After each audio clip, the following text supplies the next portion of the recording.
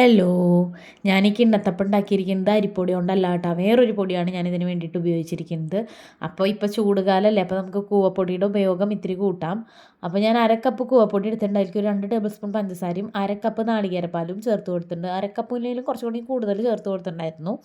അപ്പോൾ അതിൻ്റെ കൺസിസ്റ്റൻസി എന്ന് പറഞ്ഞാൽ ഇതാ ഇതുപോലെ ഇരിക്കണം, നന്നായി മിക്സ് ചെയ്ത് കൊടുക്കണം കേട്ടോ, കൂവപ്പൊടിയും പാലും നാളികേരപ്പാലും പഞ്ചസാരയും.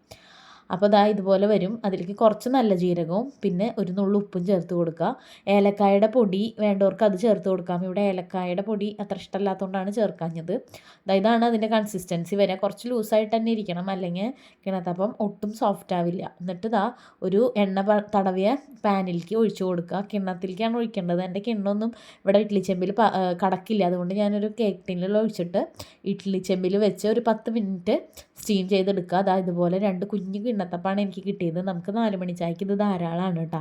അപ്പോൾ എല്ലാവരും ഒന്ന് ട്രൈ ചെയ്ത് നോക്കണേ, ഹെൽത്തി ആയിട്ടുള്ള ഈ കിണ്ണത്തപ്പം. താങ്ക്